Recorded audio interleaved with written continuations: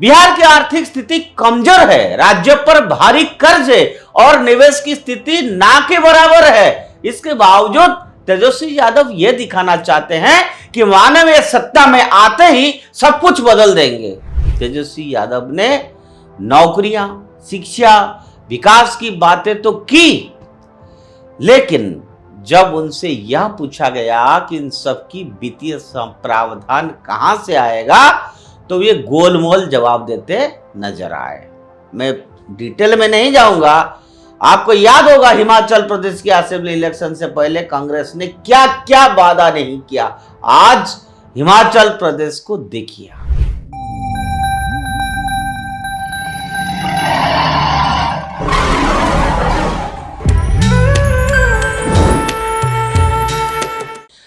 नमस्कार मित्रों, उदय India digital में आप सबका स्वागत है और मैं हूं दीपक कुमार रथ।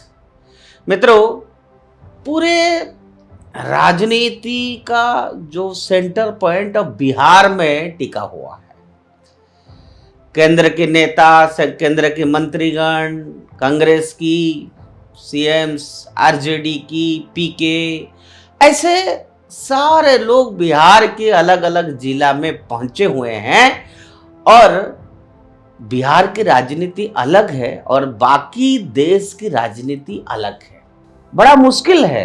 कहते हैं कि वो गांव के लोग हैं, नहीं समझते हैं, लेकिन कई बार ऐसा लगता है कि बिहार की जो लोग हैं वो राजनीतिक दृष्टि से अलग राज्यों से बहुत ज्यादा परिपक्व है और वो बहुत सही समझते हैं किस समय क्या डिसीजन लेना है, किसको सपोर्ट करना है, नहीं करना है।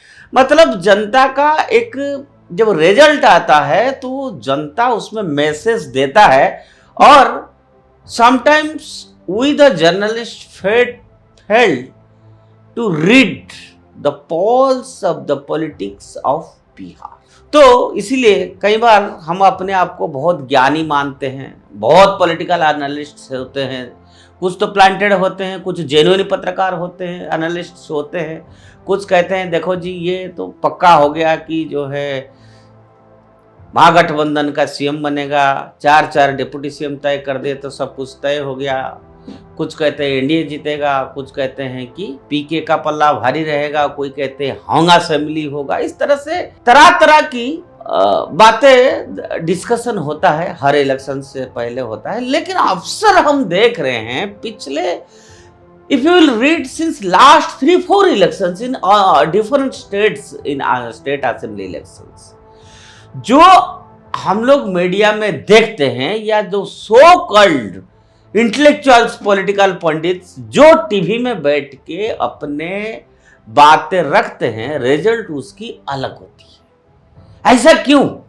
अगर आप जमीन पे जाते हैं, देखते हैं, आपको पता है रिजल्ट क्या है, लेकिन वो उसकी दूसरी बात बोलते हैं। वो बात वो बोलते हैं जो उनको सूट करता है। कहते मोस्ट ऑफ द केसेस आप देखेंगे जितने पॉलिटिकल पंडित से ये कोई सच नहीं बोलता है। इनको पता होता है कि क्या फील्ड में अगर कोई जाता है तो उनको पता होता है कि सही में झुकाव किसकी तरफ। तो बिहार की राजनीति में जो चुनाव का मौसम के साथ अभी मैनिफेस्टो आया है महागठबंधन की, एनडीए की, उसमें वादों और आरोपों की गर्मी भी बढ़ गई है, डिबेट भी हो रहा है। महागठबंधन का घोषणा पत्र जारी करते का समय तेजस्वी यादव ने जो भव्य मंच सजाया वो असल में एक दिखावा था। वादों की रंगीन पर्दे के पीछे छिपा खोखलापन।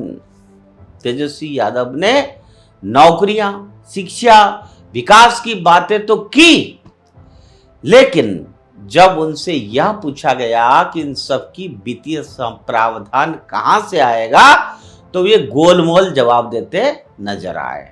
मैं डिटेल में नहीं जाऊंगा। आपको याद होगा हिमाचल प्रदेश के असेंबली इलेक्शन से पहले कांग्रेस ने क्या क्या वादा नहीं किया। आज हिमाचल प्रदेश को देखिए, तनख्वाह देने के लिए पैसा नहीं है। ऐसे ही अभी बिहार की स्थिति है। रंगीन सपने आप देख रहे हैं। लेकिन यह स्पष्ट है कि यह घोषणा पत्र जनता को छलने का एक और प्रयास है, जैसे उन्होंने पिछले बार 10 लाख नौकरियां के जुमले के साथ किया था। इस बार भी वही पुरानी कहानी दोहराई जा रही है, बिना कोई ठोस नीति या रोड मैप के बड़े बड़े वादे। बिहार की आर्थिक स्थिति कमजोर है, राज्य पर भारी कर्ज है और निवेश की स्थिति ना के बराबर है। इसके बावजूद तेजस्वी यादव यह दिखाना चाहते हैं कि मानव ये सत्ता में आते ही सब कुछ बदल देंगे, लेकिन हकीकत यह है कि उनके पास ना संसाधन है ना नियत। इतिहास गवाह है आपके पिताजी ने क्या किया था। डिटेल में नहीं बोलना चाहते हैं, सब पता है आपको। कन्विक्टेड है, इसके बावजूद भी सपना दिखा रहे हैं। तो जनता को सपनों के सहारे बदलाने का ये प्रयास अब पुराना हो चुका है। सोशल मीडिया की जमाना है, पब्लिक को सब पता है। और इस पूरे नाटक में सबसे दिलचस्प पहलू था राहुल गांधी की अनुपस्थिति। कुछ एनडीए के लीडर से मेरे बात हो रही थी, वो बड़े दुखी है। मैंने कहा क्या हुआ? करे भाई हमारा स्ट्रैटेजी ज्यादा अभी क्लिक नहीं कर पा रहा है। मैंने क्यों? करे जब तक राहुल गांधी आके 8-10 जगह संबोधन नहीं करेगा, कुछ अपना मन की बात नहीं करेगा, तब तक हमारा स्ट्रैटेजी नहीं बन पा रहा है। वो आते ही हमारा पल्ला भारी होगा। महागठबंधन के ये संयुक्त कार्यक्रम में कांग्रेस का शीर्ष नेतृत्व नदारद रहा। यह स्पष्ट संकेत है कि कांग्रेस और राष्ट्रीय जनता दल के बीच सब कुछ ठीक नहीं चल रहा है, चाहे अशोक गहलोत कितना कुछ कह दे जाके वहां। बात कुछ है, बात गड़बड़ है। क्या नहीं चाहते हो राहुल गांधी को वहां जाना? राष्ट्रीय जनता आरजेडी नहीं चाहता है? सच क्या है? क्यों लड़ाई हुआ? क्यों अशोक गहलोत को भेजा गया? इसके पीछे कहानी क्या है, ये समझने वाली बात है। राहुल गांधी की दूरी ये दर्शाता है इन क्लियर टर्म्स कि कांग्रेस को ना तो तेजस्वी की कार्यप्रणाली पर भरोसा है और ना ही उनकी नेतृत्व पर। आखिर कांग्रेस करती भी तो क्या करती? बेचारे किसी के सहारे गन पॉइंट दबाना चाहते हैं। अब जिस कंधे पे रखते वो कंधा कमजोर लग रहा है उनको। दोष किसकी है? अपना तो सांगठनिक ताकत है ही नहीं। तो ये गठबंधन भीतर से टूटने की कगार पर है, ये मैसेज दिख रहा है। बस चुनावी मजबूरी ने इसे बाहर से एकजुट कर दिखा रखा है। तेजस्वी यादव खुद को बिहार का नया चेहरा बताते हैं, लेकिन उनकी राजनीति में पुराना लालू युग की गंध अभी भी मौजूद है, जहां सत्ता का केंद्र जातिगत समीकरणों और दबंगाई की राजनीति पर टिका होता है। हालात ये है कि उनकी समर्थक अब खुले आम राजनीतिक सद्भावना को नुकसान पहुंचा रहे हैं। कई जगहों से खबरें आ रहे हैं कि तेजस्वी यादव के कार्यकर्ता निम्न जातियों और गरीब तबके के लोगों को धमका रहे हैं कि अगर तेजस्वी की सरकार बनी तो उन्हें परिणाम भुगतना होगा। कोट अनकोट परिणाम भुगतने होंगे। समझ लीजिए, अभी सत्ता में आए नहीं है, अभी से धमकी जारी है। ये वही भय की राजनीति है जिसने कभी बिहार को अंधेरे में धकेल दिया था।